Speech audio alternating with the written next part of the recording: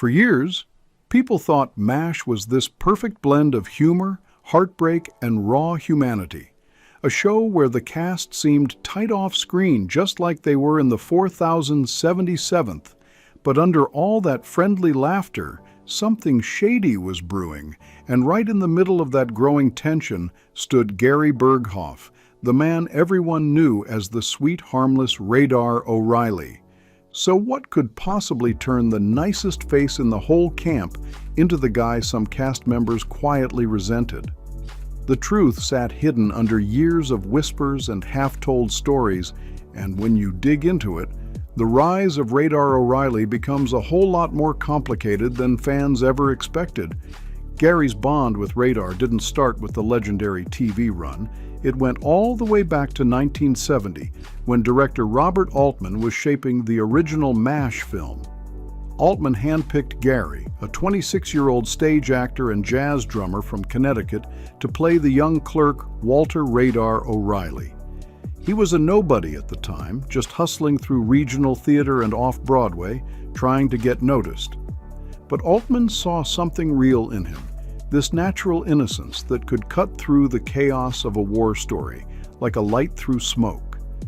Gary delivered that role with shy movements and a soft vibe that hit the audience right in the heart, and even though he had limited screen time, people remembered Radar. He became the quiet, emotional glue holding together Altman's sharp, cynical take on war. Then, 2 years later, CBS decided to flip the whole thing into a weekly series, and out of the entire movie cast, Gary was the only actor they begged to return. Of course, he was flattered, but he was also nervous. The film was bold and rebellious, while TV in the early 70s had strict rules and heavy censorship. Gary worried Radar would get watered down into some corny sitcom character instead of the layered soul he had originally played. But the chance to grow Radar, to give him depth, feelings, and real weight, pulled Gary back in. When the show debuted on September 17, 1972, it didn't make a loud entrance, but it quietly changed American TV forever. Even though it was set in Korea, everyone watching knew it was speaking straight to the tension of the Vietnam era, and people felt that message deep. And right in the middle of all that emotion stood Radar, this soft-spoken clerk who somehow held on to his innocence while everyone around him was fighting chaos, blood, and red tape. By season 2, critics were calling him the heart of the 4077th, and fans from all over the world flooded him with letters, treating him like the soul of the whole show. Viewers fell in love with Radar's stuttered "sir," his shy stance, and that teddy bear he carried around like it was part of his soul. What fans never knew was that so many of these little quirks, the bear, the nervous habits, those soft moments where Radar showed pure heart, came straight from Gary's instincts. None of it was written, he just felt it. But once the character blew up, that success turned into its own kind of war. While Alan Alda, Wayne Rogers, and McLean Stevenson got to evolve into layered, grown characters, Gary was told to stay frozen as the cute kid forever. Radar couldn't grow, couldn't mature, couldn't shift like everyone else. The producers wanted that innocence locked in place, and the audience demanded it every week. That pressure was brutal, and Gary started carrying every single note, every critique, every scene that felt wrong like weight on his shoulders. He was a perfectionist trapped inside a role that no longer felt like his own. Fans adored him, but their love built a cage around him, because the more they saw Radar as pure and sweet, the more Gary worried nobody would take him seriously again. Behind closed doors, the exhaustion crept in. The days were long, the scripts got heavier, and the show kept moving from jokes toward deep, painful emotion. Gary felt that shift harder than anyone because he was the one expected to hold on to the show's innocence, while everyone else got to release that tension with humor or sarcasm. He didn't have that outlet, so the sadness of each episode started to stick to him. The line between Gary and Radar began to blur so much that even off camera he grew quiet, thoughtful, trying to find balance in a world that kept pulling him apart. On screen, he still delivered these powerful performances filled with real tiredness and vulnerability. Fans thought it was acting, but a lot of it was just Gary running on fumes. By the middle seasons, the strain was written all over him. The role that once felt like a blessing had turned into a heavy load he couldn't shake. Radar's purity made the show feel human, but holding that purity became almost impossible for Gary Burghoff. The innocence people loved so much was draining him in real life, and without anyone noticing, the early seeds of conflict and his eventual exit were already planted. Love had slowly turned into resentment, and the first signs showed up between Gary and Wayne Rogers, the man playing Trapper John McIntyre. On screen, their chemistry was fire, the calm, cool surgeon poking fun at the jumpy clerk. But once the cameras stopped, things weren't so playful. The set ran up to 14 hours a day, and everyone was pushed to their limit. Wayne was a perfection-type dude, clean, sharp, always hitting his marks like a machine. Gary was the opposite, emotional, intuitive, stopping scenes to question lines or asking for extra takes until he felt the moment hit just right. At first, Wayne respected that, but eventually those delays cost time and money, and the patience disappeared fast. According to stories mentioned in Raymond Straight's 1983 biography, Alan Alda, that tension started growing like a storm waiting to break. One afternoon, everything finally snapped. During yet another scene, rewrite that Gary pushed back on, Wayne Rogers lost his cool and straight up smashed a chair across the set. It didn't hit Gary, but the message was loud and sharp. Wayne was done with the back and forth. The whole crew froze like time stopped, production shut down for the rest of the day, and even when both men came back acting professional the next morning, everybody felt a cold distance that never warmed up again. Rogers officially left after season 3 over contract disputes, but people on the inside knew better. The non-stop conflict with producers and with cast members like Burghoff had drained him dry. McLean Stevenson, the heartwarming Colonel Henry Blake, tried to keep things smooth, but even he admitted years later, "Sometimes I was a problem for him, and sometimes he was a problem for me." Their dynamic bounced between friendly laughs and long stretches of quiet frustration. Gary's hypersensitive nature clashed with Stevenson's easy, improv-style energy. Small comments turned into big emotions, and tiny misunderstandings could ruin a whole afternoon. But Stevenson never denied Gary's talent. He said, "He made Radar real." That respect was always there, even when the tension crackled in the background.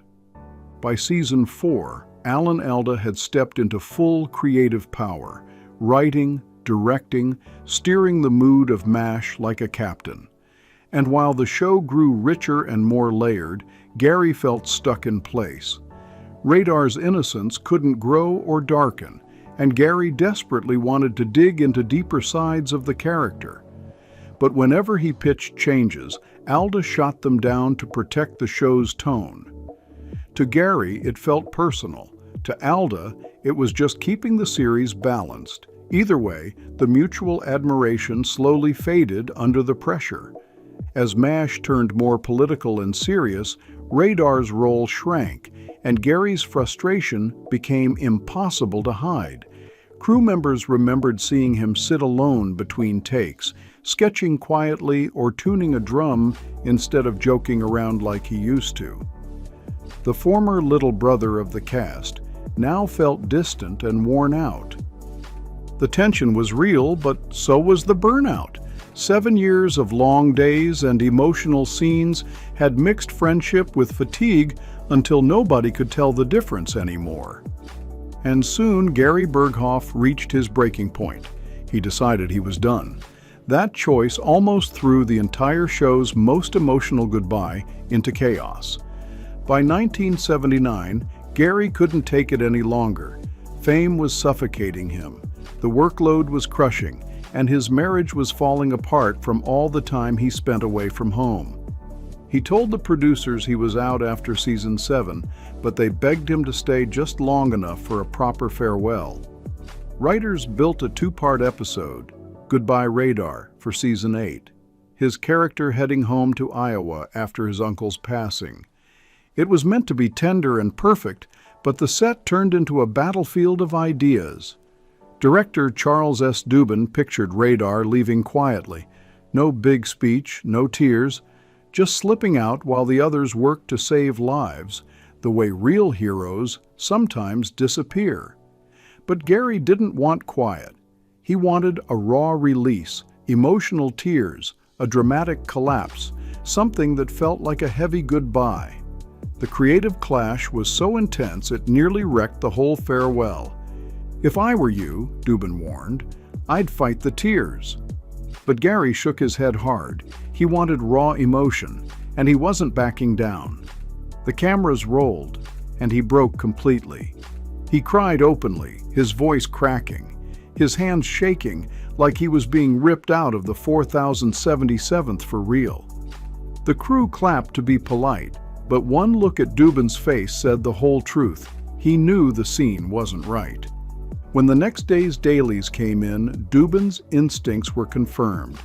The moment looked pushed, dramatic, in a way that felt staged, almost like theater instead of MASH. Gary was devastated. "It was awful," he later admitted in MASH. "The comedy that changed television. The director was right. I was wrong." He was embarrassed so deeply he begged for another chance. Dubin agreed, but he laid down one rule: no tears. And this time, Radar just quietly walked away as helicopters carried wounded soldiers into camp. No celebration, no spotlight, no speech, just work, noise, and the hard truth that war doesn't freeze for anyone's goodbye. That simple walk away became one of the most unforgettable scenes in the entire show, a moment that hit viewers straight in the heart. Gary's perfectionism almost destroyed the farewell, but in crashing, he somehow delivered his strongest performance ever. The final cut moved millions, yet behind the cheering, whispers started swirling. Some cast members said the whole meltdown proved Gary was controlling. Others said it showed how badly he wanted to leave a real piece of his soul behind. No matter the angle, that final truck out of Korea wasn't just Radar leaving. It was Gary Burghoff stepping away from Hollywood itself. He later admitted the scene humbled him. MASH wasn't about one person's emotion, he said. It was about how war swallows everyone's humanity. The sad part is he realized that message only after it almost cost him the legacy he fought so hard to protect. When the episode aired in October 1979, fans cried, critics praised it, and the rumor machine went into overdrive. Tabloids claimed the cast threw a party the second Gary left the lot.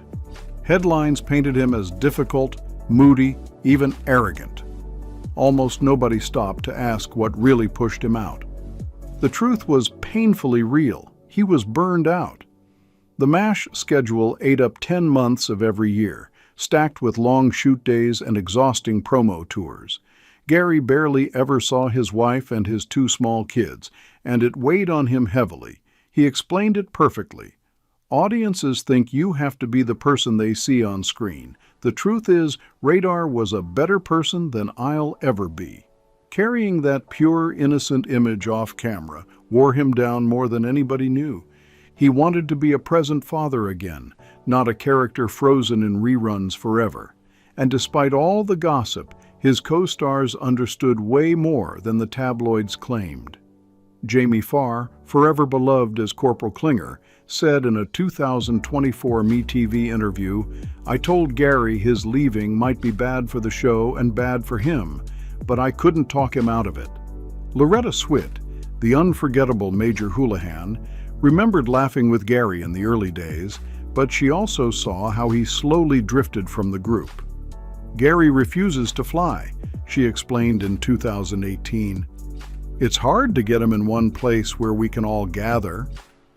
Even the cast felt the distance, but they never stopped respecting what he gave to the show. Alan Alda, who many once assumed was Gary's biggest rival, eventually stepped back into his life with real warmth. On his Clear Plus Vivid podcast reunion in 2019, Alda talked about the old cast with genuine heart, even pointing out Gary's role as the heartbeat that kept us honest. And in 2022, he tweeted, "Happy birthday, Gary.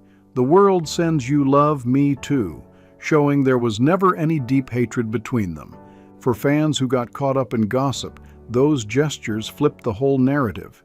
Yes, there was friction, but it wasn't some Hollywood feud dripping with rage. It was two strong, creative minds clashing in a pressure cooker that never cooled down. Their conflict wasn't about enemies. It was about artists pushed past their limit. When the cameras finally cut, every single person carried emotional bruises. Gary's just showed more than most. The wild twist? By stepping away, Gary ended up protecting Radar's innocence forever. The character never had to turn bitter, hardened, or changed by war, and fans never had to watch their favorite clerk lose that spark. It became Gary Burghoff's quiet, almost invisible gift to the world, even though it weighed on him personally. Life after MASH took him far away from the industry spotlight. Gary didn't chase fame, he ran from it. He did a few guest spots, tried out a spin-off pilot called Walter in 1984, did some regional theater, voice acting, and even wildlife painting, but he stayed far away from Hollywood's non-stop grind. He built a life with no airports, no red carpets, no studio clocks. "I don't fly," he liked to say. "I like being where my feet are." And he meant every word. Then, years later, fans saw another side of him, the humanitarian. In 2018, Gary appeared in a YouTube video with his grown children, helping raise over $16,000 for California wildfire victims through GoFundMe.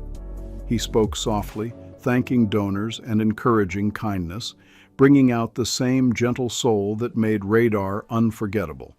Privately, Gary spent years wrestling with the traits that shaped his life. The sensitivity that made his performances so real also made the industry overwhelming. "You give too much of yourself," he once admitted.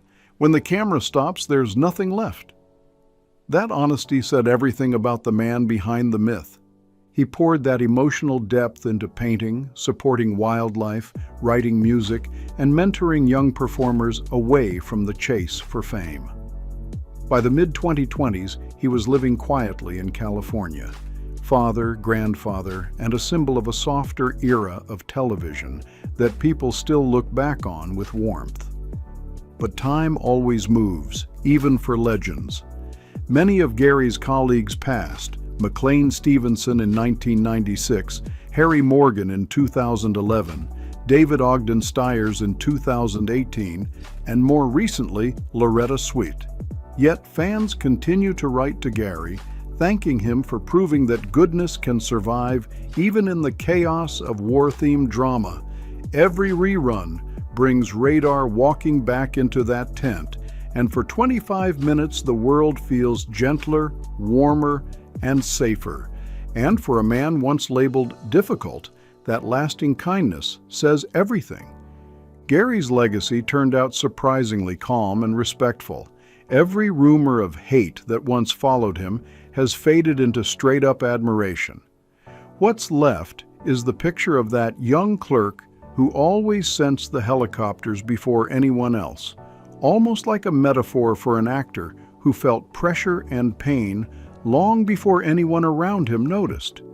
His story isn't just about an on-set clash, it's about how the weight of art can pull a person to the edge.